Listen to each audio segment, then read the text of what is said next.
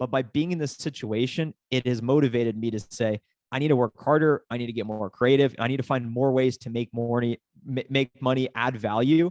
And by joining software sales, it allows you to quickly 4x your income.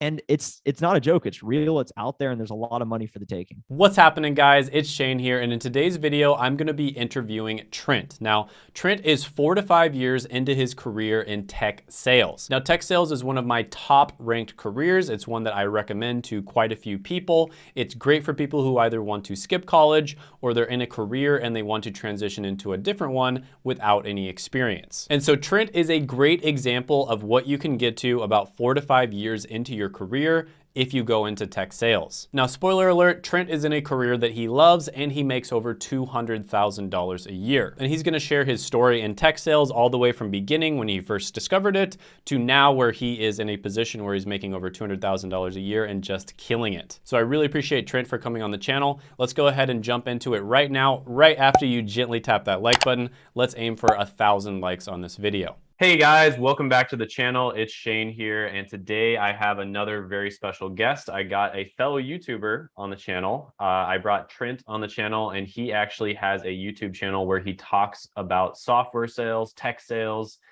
business development representative, software development representative, basically everything under that umbrella. So thank you so much for coming on the channel, Trent. 50,000 cold calls, 600 posted videos. I'm excited to be here and speak with your audience today, Shane. That's awesome. Yeah, I love how you lead with that. That is impressive. 50,000 cold calls. I'm honestly just trying to even imagine how long that would take to do. That is seriously impressive. But we're going to go ahead, start off at the very beginning, and I'm going to kind of ask you about your story. So Trent, back in the day, before you became a software developer, or I think you became a business development representative at first, before you got into tech sales, before you even knew what tech sales was, let's take it all the way back and let's talk about how you discovered the career of tech sales.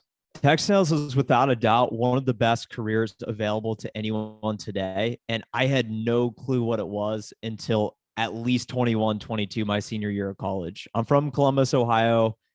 Went to Ohio University. It was the only school I got accepted into. Very average public university. And I was pretty misguided early on, partied, played a lot of Xbox. I was obsessed with NBA 2K, Madden, until I eventually got surrounded by other people who were smarter than me, who had bigger goals than me. And then I started to learn how to study and get involved in student organizations. So what happened was I met one of my friends in the business school and I said, hey man, what do you want to do? And he said, I want to be an enterprise account executive. And I said, that sounds really cool. I think I want to do that too. So I went home and I Googled it and I said, enterprise account executive, technology, software sales. Not many people from my school got into tech. And I still didn't entirely understand what it was.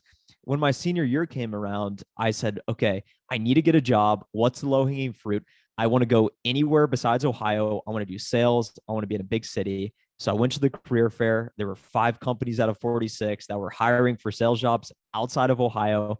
And I got super lucky being the only person from my school hired at basically the best tech company that was there, super fast growing. And I basically lucked my way into software sales, and I had no clue what I was getting myself into. And then time goes by and you make 50,000 cold calls, and now we're a veteran. I never had an internship.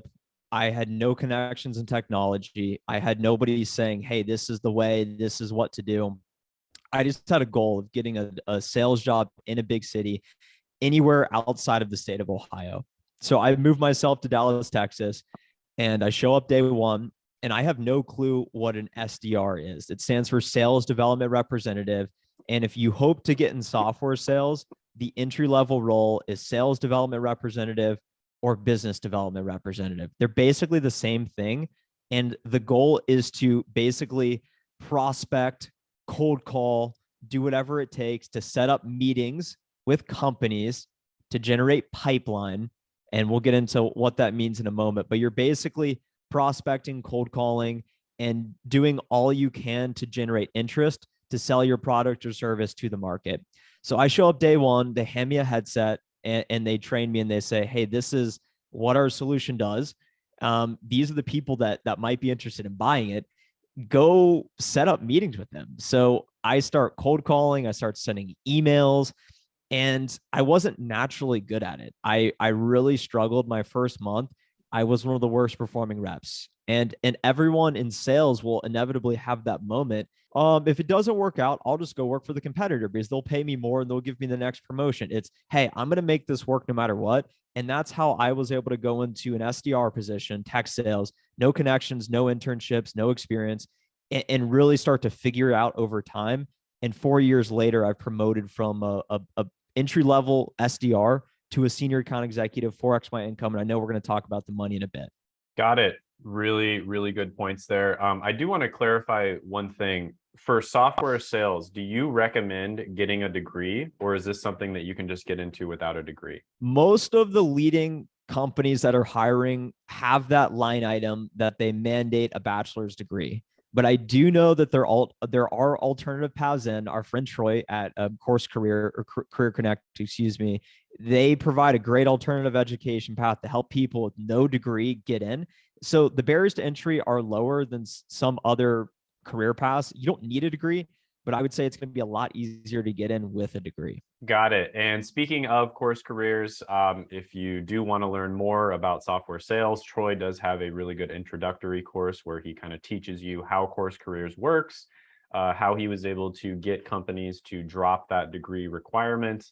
And basically what course careers is he will train you in tech sales as a SDR, BDR, and then he actually helps you to get internships with companies. So he essentially will get you interviews with companies, and it has a ridiculously high success rate because, you know, in your first week after graduating, 2 weeks, you're probably going to have like somewhere between 5 to 7 interviews. So pretty good chance that you're going to be able to land one of those jobs. So if you want to check that out and see how Course Careers works, I'm going to go ahead and put that down in the description as well as the pinned comment. If you do decide to use Troy's service, I do have a $50 off coupon. That is going to be Shane50. I'll put that down in the description and the comment. And I'll add to that, Shane. So I had Troy on my podcast, and I've researched a lot of these tech sales boot camps. And one of the leading ones, I went and looked at the faculty, and their head instructor of content has never done sales before. And they take a percentage of your income when you get hired. It's crazy to me. It's almost like stealing and preying on people that need the help. So Troy does it a little bit differently.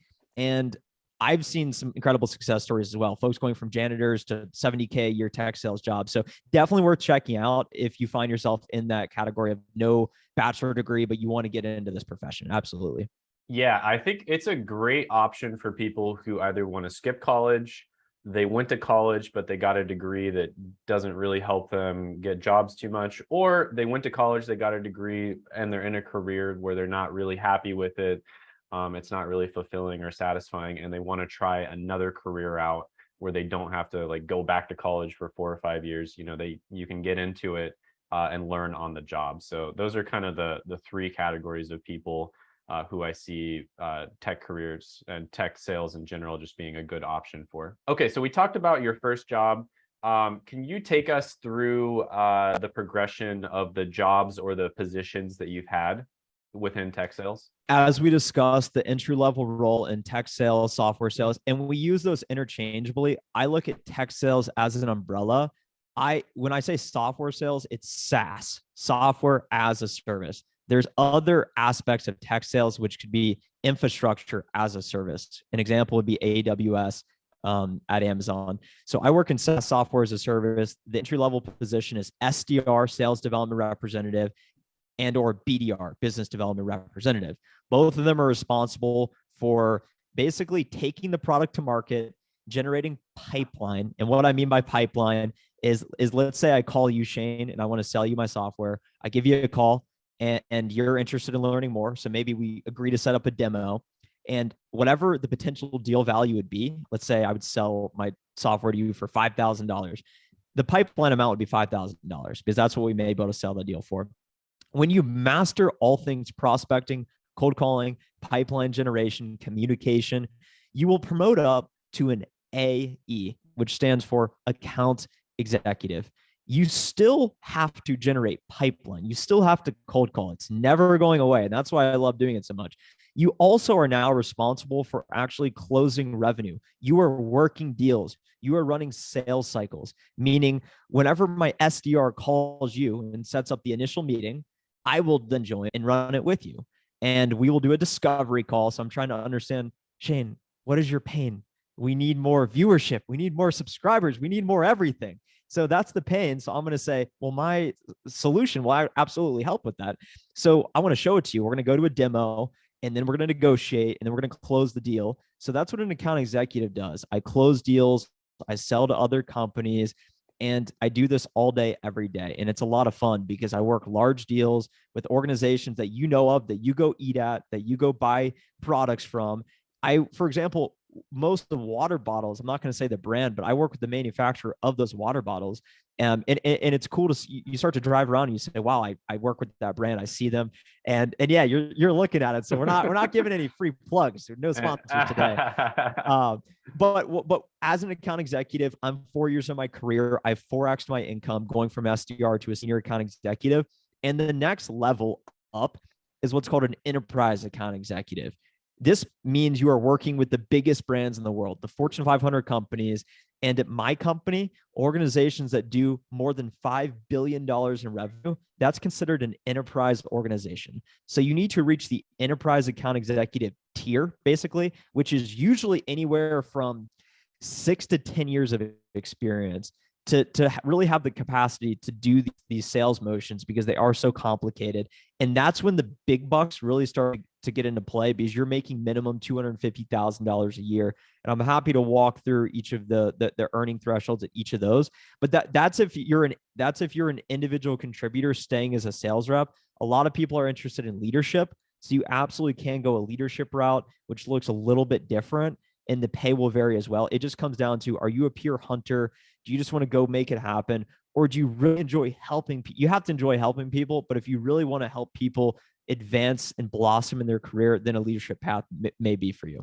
All right. So the most important question, the question everybody wants to know, let's talk about the money. Now, I'm not sure how comfortable you are with the exact numbers. If you're not comfortable telling me your exact numbers, you can always tell me, just generally speaking, what people can expect with an entry-level role, maybe 1 year in, 2 years in, 3 years in, account executive versus SDR, whatever you're comfortable with. But let's talk about the money. Let's talk about the money. Ultimately, that's what everyone cares about. And that's what it's been building towards, because the reason why we work is hopefully you enjoy it. And the more you enjoy it, the better you're going to be at it. When I started as an SDR right out of college, my on-target earning was $50,000.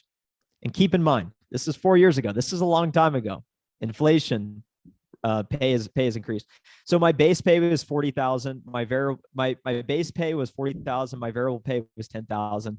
That lasted for about 6 months. I basically made $65,000 my first year.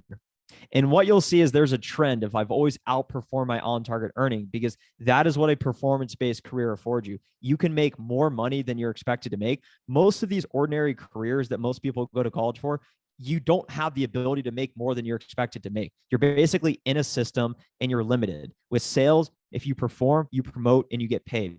When I promoted to an SDR2, my on-target earning increased to, I believe, $65,000. So my base pay increased, and my variable pay, my commission increased. My second year, so at age 23-ish, right out of college, I ended up making about $85-ish thousand, give or take, which I was pumped about. I believe that money is just numbers on a screen. It's nice to make. You want to be in the right place. But by being in this situation, it has motivated me to say, I need to work harder. I need to get more creative. I need to find more ways to make money, add value. And by joining software sales, it allows you to quickly 4x your income. And it's not a joke. It's real. It's out there. And there's a lot of money for the taking. Got it. So you 4x your income. So what are you making at this time? So my on-target earning is $207,000 this year in my current position. I get paid out twice a month, and the commission is basically whatever I close in revenue this month, I get paid out in 2 months. So there's not an exact number of this is exactly what I'm making, because it fluctuates. But at the end of the year, I anticipate to make well over $200,000 at age 26. That is incredible. And it just seems to be going up every single year. If you look at the graph, it's just going up every single year. So the sky's the limit. And like you said, you've got a lot of room for vertical growth if you want to continue with sales. Got a lot of room for horizontal growth if you want to start your own business or move into a different position, more of leadership sort of thing. That's extremely impressive. And that's what's possible when you have a very valuable skill set, which is sales.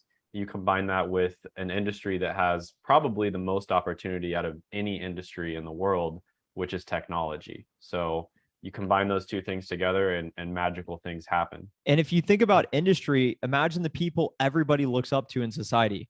And Mark Zuckerberg, I'm not saying everyone has a favorable opinion. You have Jeff Bezos, Elon Musk. They're all tech founders. I believe everything is shifting. In the early 2000s, it was hedge funds. It was okay. These big money guys. VCs play a role in this too. But if you get in finance, you're basically selling your soul and working terrible hours, like you talked about. Whereas tech's a little bit more progressive. You have the cafeteria, you have the ping pong tables, and you're not completely selling your soul. And you can still have some work-life balance in tech because they value that as a culture, because that's the only way to actually attract and retain the best talent. That's a great point. And a lot of the talent that would be going into law or finance is now going into tech because they see that it's just, it's great no matter what career path you choose. Like if you choose to start your own business, it's great. Technology is a great industry to start a business in. If you choose to rise up as a salesperson, for instance, that's great. There's a lot of room for vertical growth. You can make over $1 million a year in tech sales. Like there are people in tech sales that make well over $1 million a year. If you want to kind of go the executive route, more of the corporate route, if that's the lifestyle you'd like, there's a lot of room for growth there as well. So yeah, I definitely agree with you there. And yeah, tech it's not even debatable. It's definitely the best industry. I would argue there's one industry that's more recession proof than tech, and that is healthcare. Healthcare is more recession proof without a doubt than any other industry. And then also working in the government. And I have a video coming out on that as well. So working for the government and health care are probably the two most recession-proof industries, but tech is up there. Tech is relatively safe as well, just because I think a lot of the big companies, when the layoffs do come, they're going to see this as an opportunity to acquire the best talent, right? They're going to see it as a competitive advantage for them to be able to pick up really good talent from the companies that do decide to lay people off, because they know the recession's probably only going to last maybe a year, 2 years at most, something like that. And at the end of those 2 years, yeah, maybe they lost some money. Expenses got a little bigger. They're not making as much money, but they were able to acquire extra talent. So in the long run, they're going to end up winning. And that's really what they want to do. They're definitely more like future focused typically in tech. So what I've seen in the marketplace is I think people have gotten lazy, and I think people have gotten entitled as well. You have this great resignation tailwind. A lot of people saying, I'm not happy where I'm at today. I'm not seeing the career progression. I'm going to go take this job that pays me $10,000 more a year, whatever it may be. And a lot of people have been shifting around.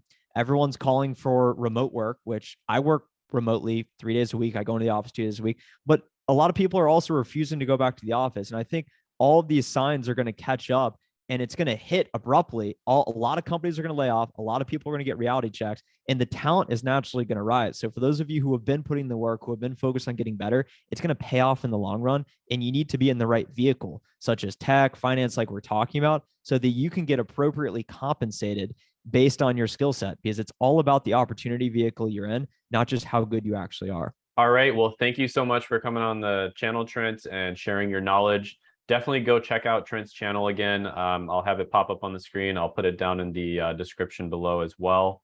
And yeah, so thank you so much again. Go connect with me on LinkedIn too, guys. I'm happy to help however I can. Awesome. Have a good one.